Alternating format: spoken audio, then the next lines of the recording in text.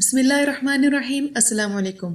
کرولوش عثمان کی کئی ساتھ ریلیز ہو چکی ہیں اور بہت سے لوگ ایسے ہیں جنہیں براک اوزجویت کی اداکاری کچھ خاص پسند نہیں آئی۔ آج اس ویڈیو میں آپ لوگوں کے سامنے وہ وجوہات رکھوں گی کہ محمد بوزدیگ نے براک اوزجویت کو کرولوش عثمان میں عثمان کا کردار ادا کرنے کے لیے بطور خاص کیوں منتخب کیا،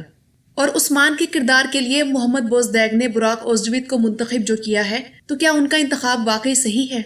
ناظرین کرام، یہ تو کوئی ڈھکی چھپی حقیقت نہیں کہ درلش ایرطغرل وہ ڈرامہ ہے جسے محمد بوزدیگ اور اس کی ٹیم نے لاطینی امریکہ سے لے کر وسطی ایشیا تک 150 ممالک کے 500 ملین سے زائد افراد کو دیکھنے پر مجبور کر دیا۔ مگر کیا آپ یہ بات جانتے ہیں کہ ترکی میں اس ڈرامے کو پہلے 3 سیزنز میں کوئی خاص مقبولیت نہیں ملی؟ اور افسوس کی بات تو یہ ہے کہ درلش ایرطغرل کے شوقین ترکی کے صرف بزرگ افراد ہی تھے جو اس ڈرامے کو دیکھ کر اپنی کھوئی ہوئی خلافت عثمانیہ اور عہد رفتہ کی یادیں تازہ کرتے تھے، اور اس کی وجہ یہ تھی کہ درلش ایرطغرل میں لیڈ رول اینگن آلتان ادا کر رہے تھے جو کہ ترکی کی نوجوان نسل میں کچھ زیادہ مقبول نہیں تھے۔ 2012 میں ایرطغرل کا رول ادا کرنے سے پہلے اینگن آلتان 20 ڈراموں اور 6 فلموں میں اپنی اداکاری کے جوہر دکھا چکے تھے، مگر ایرطغرل کے کردار سے پہلے آلتان شہرت کی ان بلندیوں کو نہ چھو سکے تھے جس کے وہ اپنی شاندار اداکاری کی وجہ سے مستحق تھے۔ 2012 میں جب محمد بوزدیگ نے اردگان کی ہدایت پر ترکی کے قومی ہیروز پر ڈرامے بنانے کے پروجیکٹ کا آغاز کیا اور ڈرامہ سیریز ایرطغرل کے پہلے سیزن کے لیے ترکی کے نامور اداکاروں سے رابطہ کیا تو سبھی نے معذرت کر لی، جس کے بعد محمد بوزدیگ کی نظر اینگن آلتان پر ٹھہری اور ان سے اس سلسلے میں بات چیت شروع کی گئی تو آلتان نے پہل انکار کیا۔ ان کا موقف یہ تھا کہ اگر تاریخی ڈرامے ناکام ہو جائیں تو ان میں کام کرنے والے اداکاروں کے کریڈٹ پر صرف تنقید اور تمسخر ہی رہ جاتا ہے، لیکن محمد بوزدیگ کے اصرار پر جب آلتان نے اسکرپٹ میں جان دیکھی تو رضامند ہو گئے، اور پھر آلتان نے اپنی بے ساختہ اور قدرتی اداکاری سے ایرطغرل کے کردار کو دوبارہ زندہ کر دیا، اور آلتان کی شخصیت اس سیریل کی کامیابی کی ضمانت بن گئی، اور آج بھی ہم کرولوش عثمان میں ان کی واپسی کے منتظر ہیں۔ مگر کرولوش عثمان میں براک اوزجویت کو لے کر محمد بوزدیگ نے نہایت ذہانت کا کام کیا تاکہ ترکی کے علاوہ دنیا بھر کی نوجوان نسل بھی اس ڈرامے کو دیکھنے پر مجبور ہو جائے، کیونکہ براک اوزجویت کو ترکی کے علاوہ دنیا بھر میں ایک دیو مالائی کردار کی شہرت حاصل ہے۔ انہیں آپ نوجوان نسل کا ہارٹ تھروب بھی کہہ سکتے ہیں، اور وہ اس وقت شہرت کی ان بلندیوں کا سفر کر رہے ہیں جس کا خواب ہر اداکار دیکھتا ہے۔ آپ یہاں سے اندازہ لگا لیں کہ اینگن آلتان صرف سیزن 5 میں پہنچ کر ہر قسط کا 50 لاکھ روپیہ لیتے تھے، مگر براک اوزجویت کرولوش عثمان کے پہلے ہی سیزن سے ہر قسط کا 1 کروڑ روپیہ لے رہے ہیں۔ براک اوزجویت ایک ورلڈ کلاس ماڈل ہے جس نے 2003 سے 2007 تک بطور برانڈ ایمبیسڈر بہت سے برانڈز کو شہرت دلوائی۔ ان کو ملنے والے ایوارڈز کی تعداد ان کے ڈراموں اور فلموں سے زیادہ ہے۔ ترکی کے بہترین ماڈل اور دنیا کے دوسرے بہترین ماڈل کا اعزاز رکھنے والا یہ اداکار بے شک اداکاری کے معیار کے حوالے سے آلتان کا ہم پلہ نہ ہو، مگر گلیمر کے لحاظ سے وہ آلتان سے کہیں بڑھ کر ہے۔ تاریخ کے مطابق عثمان غازی کی رنگت گندمی، آنکھیں شربتی، گھنے ابرو اور گول چہرہ اور لمبا قد تھا، اور براک میں سوائے گول چہرے کے تمام خصوصیات موجود ہیں۔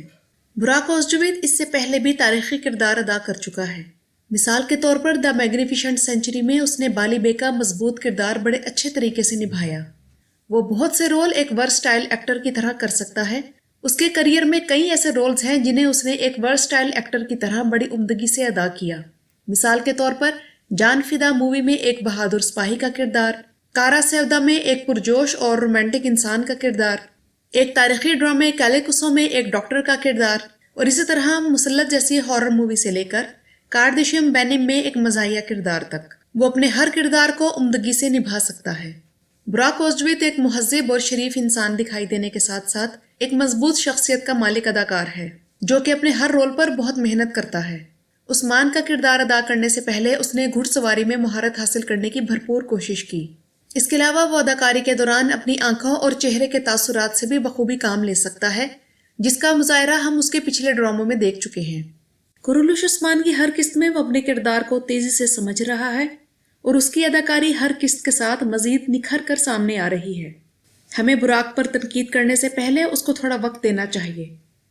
اور ناظرین کرام، جب سے براک اوزجویت کرولوش عثمان میں عثمان کا کردار ادا کر رہے ہیں، تب سے وہ اپنے پبلک امیج کے بارے میں بہت زیادہ حساس ہوتے جا رہے ہیں۔ ان کے بارے میں ایک انتہائی دلچسپ خبر یہ ہے کہ براک اوزجویت کو دبئی کی ایک مشہور و معروف کمپنی نے 10 ملین ٹرکش لیرا کے بدلے میں ایک ڈائپر کے اشتہار میں کام کرنے کی پیشکش کی۔ براک اوزجویت کی مقبولیت عرب ممالک میں بھی کسی طرح کم نہیں، اور ان عرب ممالک کی طرف سے براک اوزجویت کے ساتھ خصوصی طور پر انتہائی محبت اور احترام کا سلوک کیا جاتا ہے۔ لہٰذا براک کو اگر وہاں سے ایسی دلکش آفر ملی ہے تو اس میں کوئی حیرانی کی بات نہیں۔ براک کو مختلف ممالک کی طرف سے اشتہاروں میں کام کرنے کی پیشکش ملتی رہتی ہیں،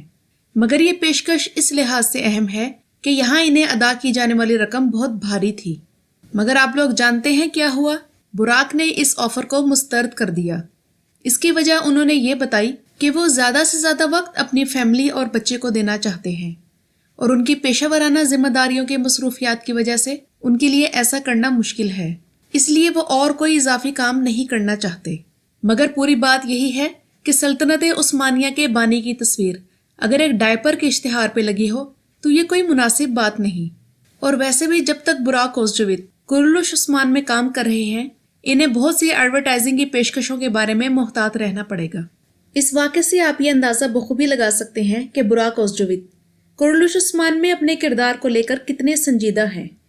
کورولوش عثمان کے ناظرین کا ایک اعتراض یہ بھی ہے کہ براک اوزجویت کی آواز آلتان کی طرح روبدار نہیں، مگر میں یہاں یہ بتا دوں کہ براک ہالی ووڈ کی زرافہ نامی ایک اینیمیٹڈ فلم کی ترکی ڈبنگ میں فلم کے مرکزی کردار حسن کی آواز کی ڈبنگ کر کے ترکی میں ایوارڈ حاصل کر چکے ہیں۔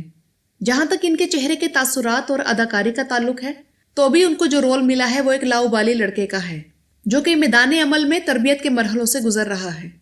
اور جلد ہی عثمان سے اپنے والد ایرطغرل کی تربیت کا عکس جھلکے گا۔ شروع میں اپنی نوجوانی کے جوش میں وہ خطروں میں کودے گا جو کہ بظاہر غیر ذمہ دارانہ حرکتیں لگیں گی، مگر آہستہ آہستہ وہ ایک مجھے سپہ سالار کے روپ میں سامنے آئے گا۔ عثمان ابھی تربیت کے ان مراحل میں ہے جب کوئی روحانی استاد نہ ملے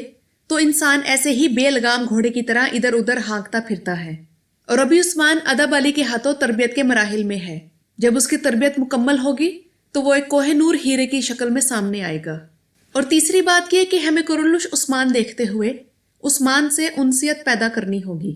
تبھی ہم اس ڈرامے کا حقیقی مزہ لے سکیں گے۔ اگر ڈرامہ دیکھتے ہوئے ہم پچھلے سیزن کے چہرے تلاش کرتے رہے یا اینگن آلتان کی اداکاری کا موازنہ عثمان کی اداکاری سے مسلسل کرتے رہے تو نئے سیزن سے جلد دل اچاٹ کر لیں گے۔ کورولوش عثمان کے ڈرامے کا معیار اور ڈائریکشن کسی بھی طرح ایرطغرل سے کم نہیں۔ اگر آپ دونوں کی اداکاری کا مقابلہ کرنا چاہتے ہیں تو آپ سیزن 1 دوبارہ سے دیکھیں، جس میں نوجوان ایرطغرل بھی جذباتی دور میں ہوتا ہے، اسی لیے حلیمہ والے واقعے میں کود کر ان کی جان بچاتا ہے اور ان کے خاندان کو اپنے قبیلے میں لا کر سب کی دشمنی مول لے لیتا ہے۔ عثمان بھی ابھی عمر کے اسی دور سے گزر رہا ہے۔ اور ناظرین کرام، اگر ہم مجموعی طور پر بات کریں تو دیریلش ایرطغرل ہو یا کورولوش عثمان، یہ ڈرامے آپ کو ہالی ووڈ کی مصنوعی دنیا جو کہ Game of Thrones, Last Kingdom, Vikings, Spartacus, The Sorcerer's Apprentice, Harry Potter series, The Wizard of Oz اور سیکریٹ گیمز جیسے دیومالائی اور شیطانی اور حیوانی کہانیاں جو کہ اسپیشل ایفیکٹس کے زور پر جادوئی مناظر سے بھری ہوئی، من گھڑت قصوں، جھوٹے خداؤں اور بے حیائی کے مناظر سے لبریز تھیں، جنہیں دیکھنا ایک مسلمان کے ایمان کو متزلزل کر دیتا ہے، ان سے دور کر کے ایک حقیقی دنیا میں لا کھڑا کر دیتے ہیں۔ یہ ڈرامے آپ کو 2 فرضی براعظموں ویسٹروس اور ایسوس کے شہر سے نکال کر سلطنت عثمانیہ کی اس عظیم زمین کی سیر کراتے ہیں جو کہ حقیقت میں دنیا کے 3 براعظموں میں پھیلی ہوئی تھی۔ اینگن آلتان ہو، نور الدین سونمیز ہو، چنگیز جوشکن ہو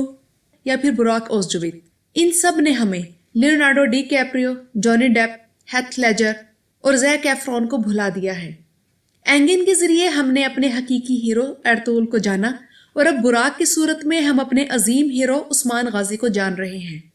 ہمیں محمد بوزدیک کا احسان مند ہونا چاہیے کہ ہمارے بچے ایکس مین، اوینجرز، دا انکریڈیبل اور بیٹ مین دیکھنے کے بجائے ایرطغرل اور کورولوش عثمان کے ذریعے اسلام کی شاندار تاریخ دیکھ رہے ہیں۔ ہمارے بچے کامکس کے جھوٹے کرداروں میں دلچسپی لینے کے بجائے اب جہاد کی روح کو سمجھ رہے ہیں، اور وہ نوجوان جو اپنے اسلاف کے راستوں، دین، اپنے روایات، مذہبی افکار اور اخلاق سے لا علم رہنے والے تھے، اب ان رستوں میں اپنی منزلیں تلاش کرنے میں پرعزم ہیں۔ شکریہ دیریلش ایرطغرل اور شکریہ کورولوش عثمان، کیونکہ ہم اب ایک نئے انداز سے جینے کی کوشش میں ہیں۔